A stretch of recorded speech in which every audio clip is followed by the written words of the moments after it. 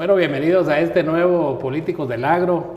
Este es un segmento que hemos creado en TV Agro para dar a conocer a la gente del agro precisamente las opciones que tenemos para las próximas elecciones. El día de hoy tenemos un invitado de lujo, es el doctor Bernardo Arévalo de León. Él es hijo del expresidente Juan José Arévalo, es actual diputado por el partido Semilla y está compitiendo por la presidencia de Guatemala. Así que bienvenido, doctor, a este segmento de TV Agro. Jaime, muchas gracias, es un gusto estar con ustedes y llegar a toda esa gran familia del agro en el país. Para empezar, quisiera que nos cuentes quién es Bernardo Arévalo. Bueno, yo soy un guatemalteco de 64 años, nací en Uruguay durante el exilio de mi padre. Ya en Guatemala me gradué de bachiller, me voy a estudiar a Israel, me graduó, mi primer título es en la licenciatura en Sociología en Israel. Posteriormente estudio varios años después un doctorado en la Universidad de Utrecht en Holanda, pero en Israel vivo 10 años, primero estudiando en la universidad y ya una vez graduado regresé a Guatemala. Ingresé al servicio diplomático guatemalteco y me enviaron de regreso a la embajada de Guatemala en Israel para ser el primer secretario de la embajada porque ya hablaba el idioma y entonces estuve al final ahí. Y en el Ministerio de Relaciones Exteriores hice una carrera de 12 años, estuve en distintos puestos, estuve de subdirector, de director general y fui embajador en España y viceministro de Relaciones Exteriores y posteriormente pasé a ser director a nivel global, me llevaron a Ginebra, ahí estuve dirigiendo programas en el Medio Oriente, en África, fui director general adjunto de la organización con la que trabajaba, que se llama Interpeace, hasta que decidí venir a Guatemala. Regresamos con mi esposa, queríamos estar acá, cerca de los nietos, pero también estar en el país en un momento difícil. Regresamos a diciembre del 2013. Y bueno, fuimos parte de ese momento de entusiasmo ciudadano donde la sociedad se levantó completita. Nos fuimos a las calles y en un movimiento cívico que fue ejemplo para el mundo de civismo pacífico, pues votamos, trajimos a tierra un gobierno profundamente corrupto, que después resulta que vienen las elecciones y nos va como nos va, y entonces ahí fue donde, junto con otra serie de gente como yo, profesionales, que nunca habíamos estado en política partidaria, funcionarios públicos, funcionarios internacionales, académicos, empresarios, maestros, decidimos integrar lo que en ese momento era un grupo de análisis que se llamaba el Grupo Semilla en el Movimiento Semilla, que ya fue el punto de partida del partido político donde estoy ahora. Estoy en el Congreso de la República y ahora pues el partido me ha encargado que dirija sus esfuerzos para el binomio presidencial. El tema de las ideologías es como el tema de las religiones, ¿no? A mí me preguntan, ¿sos católico, sos evangélico? Y yo al final, yo ya superé esa etapa. O sea, asisto a la iglesia católica, pero igual estoy abierto, tengo prácticas de un lado o del otro. ¿Cómo pudieras definir tu ideología? Que al final en este país ese es un tema que da mucho que hablar. Y que podríamos hablar de por qué se convirtió en un tema problemático. No, yo soy particularmente socialdemócrata. En ese sentido, básicamente estoy continuando con el marco ideológico que tenía mi padre, Juan José Arévalo, que era él lo definía como el socialismo espiritual, pero era fundamentalmente el principio de que, y esta es una frase que no es de él, pero que es muy útil, no hay democracia sin justicia social, pero no hay justicia social sin democracia, en donde lo que necesitamos es tener gobiernos democráticos que atiendan a las necesidades del conjunto de la población sin sacrificar libertades públicas y que las libertades públicas nunca sirvan de excusa para negar los derechos al desarrollo social del conjunto de la población. Yo creo que tu caso es como los hijos de los artistas, por ejemplo, que llevan una gran responsabilidad implícita, ¿verdad? ¿Cómo pudiéramos resumir los mayores logros de de tu padre cuando fue presidente? Bueno, yo diría que Juan José Arévalo fue el mejor presidente que ha tenido este país, no porque lo diga yo, sino porque ese es el veredicto de la historia, de los analistas. Y lo fue porque fundamentalmente lo que hizo es que durante su gobierno se creó el marco institucional que permitió que Guatemala pasara de ser una finca a ser un Estado moderno, de estar en el siglo XIX y a comenzar el siglo XX. Un marco institucional precisamente de democracia, de derechos sociales y de desarrollo económico que todavía nos sigue marcando. Entonces, en ese momento se creó el Código del Trabajo. Antes de eso no existían derechos laborales, por absurdo que pueda creerse. En 1940, en 44 no existían derechos laborales. El Instituto Guatemalteco de Seguridad Social, el Ministerio de Salud se creó en ese momento. Hubo una inversión enorme en la educación porque se veía la importancia de la educación como la estrategia para el desarrollo.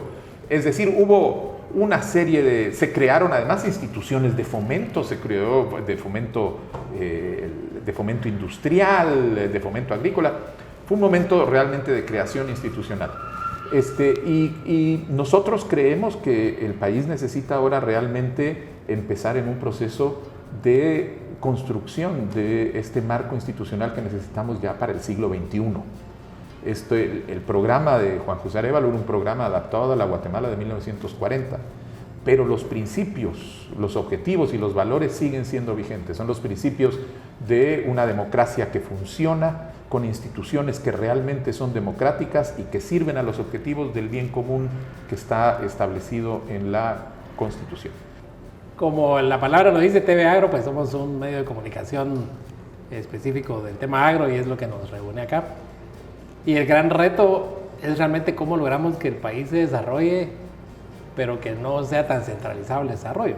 Efectivamente. Entonces, ¿cuál es tu agro ideal? Yo creo que tu tiempo que viviste en Israel te puede dar una visión bien interesante de los dos mundos. ¿Cómo es tu agro ideal? ¿Cómo crees que Guatemala puede desarrollar toda esa parte? Me gusta esa idea del agro ideal.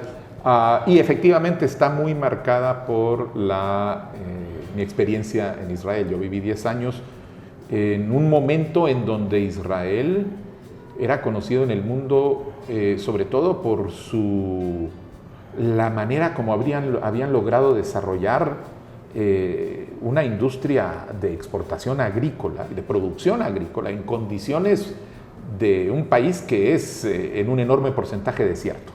Y donde me tocó ver con mis ojos, ir a ver esos primeros lugares donde había riego por goteo, donde había granjas colectivas que en medio del desierto estaban produciendo chile pimiento para los mercados. Es decir, fue una experiencia fantástica donde lo que me hizo entender es el papel que puede jugar el Estado para crear las condiciones que le permiten a los productores desarrollar su máxima capacidad y que después eso en conjunto sirve para el beneficio colectivo. Entonces, mi agroideal es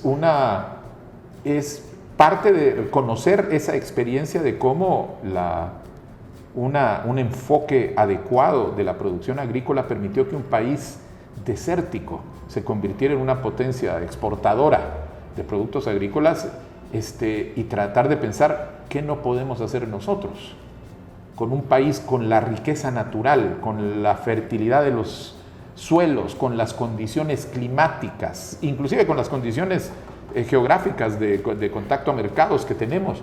Tenemos las condiciones perfectas para convertirnos en otra historia de éxito, de la exportación, del desarrollo de una industria agrícola que permita realmente ser un componente muy importante para sacar el país adelante. Eso no quiere decir que el país tenga que quedarse siendo un exportador de productos agrícolas, porque en el caso de Israel, hoy ya la gente no se acuerda en primer lugar de eso, porque hoy Israel exporta tecnología, exporta medicinas, exporta un montón de cosas, o sea, productos industriales y de alto componente tecnológico. Pero ese desarrollo tecnológico comenzó, en primer lugar, introduciendo la tecnología para mejorar la producción agrícola. Y nosotros creemos que esa es una de las vías que tenemos que ir. La otra vía que es muy importante es la fortaleza que representa el trabajo asociativo para poder generar esa acumulación de capacidades, porque en Israel al final la producción agrícola era producción de distintas formas de organización colectiva, desde las granjas colectivas de los kibbutz, que son las más famosas porque son así muy especiales, pero estaba lleno el país de cooperativas agrícolas. Y son estas organizaciones asociativas las que manejaban la producción con mucho apoyo estatal en crédito, apoyo de las universidades en tecnología, y todo eso creaba un ambiente muy fértil para que esa industria agrícola fuera el trampolín para el éxito económico de Israel. Sí, la verdad que siento que todos los países han pasado por ese proceso, pero veo que no avanzamos. Ves que pasan generaciones en generaciones y seguimos en lo mismo. Aquí tenemos un escenario social un poquito especial y tú lo sabes. Y se dice, por ejemplo, que hay racismo, pero yo pienso que el racismo viene más del indígena hacia el ladino que al revés. No sé si me equivoco en esa percepción. O sea, que ya ves como al dueño de la finca, ya lo ves como tu enemigo, no lo ves como tu aliado o tu canal de desarrollo.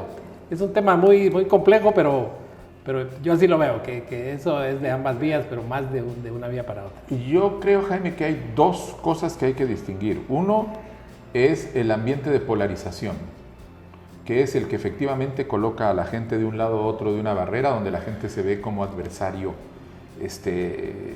y no como socio para el desarrollo. Y otro es el problema de la discriminación histórica, que sí se puede ver en el hecho de que, por ejemplo, las instituciones funcionan a favor de un grupo u otro. O sea, no es casualidad que hoy tengamos esos índices de pobreza en la población indígena. Son el resultado de decisiones políticas históricas.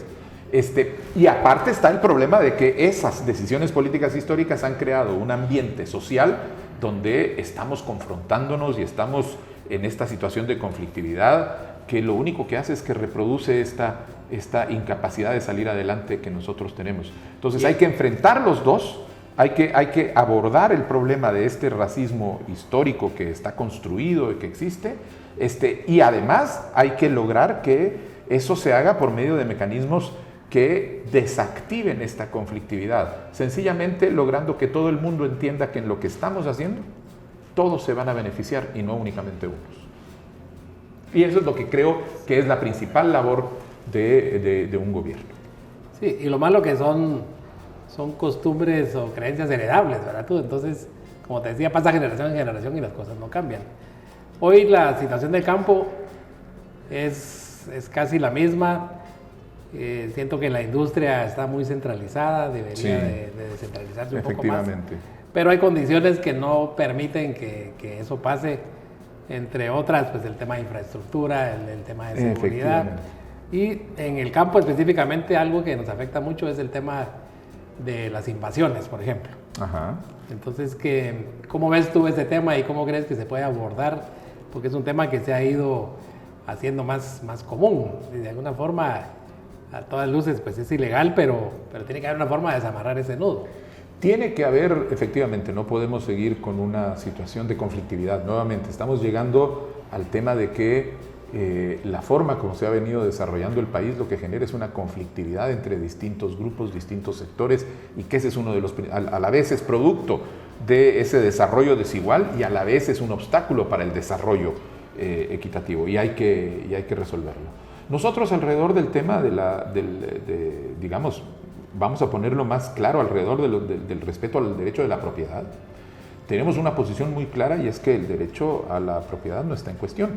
Lo que pasa es que hay que reconocer distintas formas de propiedad que existen en nuestro país, la propiedad individual alrededor de una finca, etcétera, a espacios de propiedad de tipo colectiva ejercida por las comunidades que tienen legados ancestrales de terreno. Yo creo que el más claro, por ejemplo, es el caso de 48 cantones en Totonicapán, donde los bosques son un objeto de manejo y cuidado colectivo, porque son un bien colectivo. Es decir, y lo que tenemos, hay distintos patrones, y lo que tenemos que entender es reconocer que existen estos distintos patrones, armonizarlos. y lograr que se respeten todos los derechos de todos los distintos formas de propiedad que existe en nuestro país. Ese tema que dijiste ahorita, la responsabilidad del Estado para resolver esos problemas, pero también hay una responsabilidad para generar desarrollo. ¿Y tú, cuál crees tú que debiera ser un papel más protagónico para generar desarrollo en el interior? Porque lo que está desembocando es en migración, ya nos cuesta conseguir mano de obra, la remesa es un arma de dos filos, entonces siento que el Estado tiene una responsabilidad que generar desarrollo en el interior, pero también ¿cómo ves esa parte? Mira, efectivamente, parte de toda esa conflictividad está en el hecho de que el Estado ha olvidado su responsabilidad de lograr que el desarrollo económico del país sea distribuido de la manera más equitativa posible. Por eso tenemos un país que 6 de cada 10 guatemaltecos viven debajo de la pobreza. ¿Y dónde están esos 6 guatemaltecos? Están generalmente en las zonas rurales del país, que son zonas que han sido abandonadas del desarrollo, que se genera por efecto no de lo que hace el Estado, sino fundamentalmente de los actores privados alrededor de los centros urbanos, ahora de las cabeceras departamentales, pero con ausencia total de condiciones para el desarrollo, educación, salud, condiciones de agua y saneamiento, y de apoyo a los productores, porque tampoco tenemos una política que identifique que muy bien, tenemos toda esa franja del norte de Huehuetenango, ¿qué vamos a hacer para apoyar a la gente que en ese lugar habita, que son además agricultores y que pudieran ser, por ejemplo, estar produciendo de una manera mucho más activa de lo que están haciendo ahora para los mercados internos, para los mercados internacionales, si tuvieran acceso al crédito, si tuvieran apoyo técnico, si tuvieran una serie de medidas que no están porque el Estado ha dejado de pensar en el desarrollo para las personas. Israel ha sido un país que tiene excelentes relaciones con Guatemala, pero ¿por qué crees que no hemos aprovechado esas oportunidades? La pregunta es excelente, Jaime, porque hay muchos países que están dispuestos a apoyarnos y muchos países que nos ofrecen apoyo para distintos temas. Pero si nosotros no tenemos la capacidad de absorberlo, no vamos a poder aprovechar esa ayuda. Y en el caso el ejemplo en el tema agrícola, nosotros deberíamos tener un plan nacional, claramente, y donde el Estado dice, bueno, esto es lo que vamos esta es mi estrategia para desarrollar la potencialidad agrícola que tiene el país, para la potencialidad agrícola económica para exportar. Una visión. Una visión de país y específicamente en este tema. Y socialmente, porque al final el desarrollo agrícola no es únicamente el desarrollo económico, es el desarrollo de la población, llevarle el bienestar a toda la gente que vive en esas zonas rurales, darles educación, darles salud, darles las condiciones básicas y mínimas. Nosotros tenemos que tener un plan con una visión y esa visión no ha existido. Y entonces toda la posibilidad de aprovechar el apoyo que nos pueden dar países como Israel o como Taiwán o los Estados Unidos o la Unión Europea se quedan a veces en esfuerzos que no van a ningún lado. Hay un pensamiento que dice que el éxito se detona cuando se une la preparación con la oportunidad. Sí. Y es lo que pasa, que si no tenemos una meta, una visión, las oportunidades van a pasar de largo totalmente. Y si lo necesitas en tu vida como ser humano, tener una visión, tener metas, ¿cómo no lo vas a necesitar como país? Exacto, como Estado. Pues hay mucho que platicar. El nombre de tu partido y tu símbolo, Semilla, dice mucho. Yo quisiera que nos dieras un mensaje final a las personas que nos ven. Bueno, gracias, Jaime. El mensaje se lo estoy dando a la gente que trabaja con la tierra, a los agricultores de todo tipo, desde el gran productor hasta el microproductor, desde la persona que tiene una gran empresa de producción agrícola y está exportando, hasta la persona que está tratando de mejorar la productividad de una pequeña propiedad, individuales, pueblos indígenas, es decir, en Guatemala es una enorme cantidad de población que vive ligada a la tierra o ligada a la gente que vive alrededor de la tierra. Es gente que entiende el concepto de la semilla, es gente que entiende el concepto de que mientras mejor sea la calidad de lo que sembramos en la tierra y mejor sea el cuidado que le ponemos, mejor va a ser el fruto que vamos a obtener al final. Hemos estado nosotros en nuestro país sembrando la tierra con malas semillas.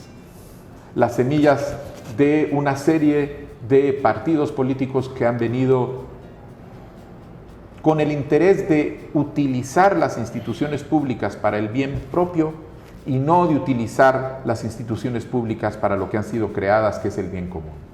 Necesitamos sembrar buena semilla en la tierra. El movimiento Semilla toma su nombre precisamente porque esa es la visión que ha tenido para lograr que nuestro país, Guatemala, florezca, que nuestro país tenga una fertilidad para la que está condicionado por sus tierras, por sus climas, pero que no lo logramos porque ni sembramos la semilla adecuada ni le damos el buen cuidado. Estas elecciones el 25 de junio hay una oportunidad para atreverse a votar diferente, para atreverse a votar por la buena semilla que nos conduzca a una buena cosecha y que realmente obtenga lo mejor que la tierra fértil y riquísima de este país puede dar. Así que gracias por su tiempo y ojalá nos permitan a nosotros trabajar con ustedes para hacer del agro una de las grandes herramientas para el desarrollo nacional. Bueno, hemos tenido la oportunidad de conocer otro candidato. Vemos que hay gente valiosa en Guatemala. Qué bonito sería que pudieran incluso integrarse entre ellos, porque hay gente muy valiosa. Así que muchas gracias por su atención y a ti te deseamos la mejor de las suertes. Esta es una ventana del agro que está siempre a tu disposición. Así que te muchas gracias, Jaime.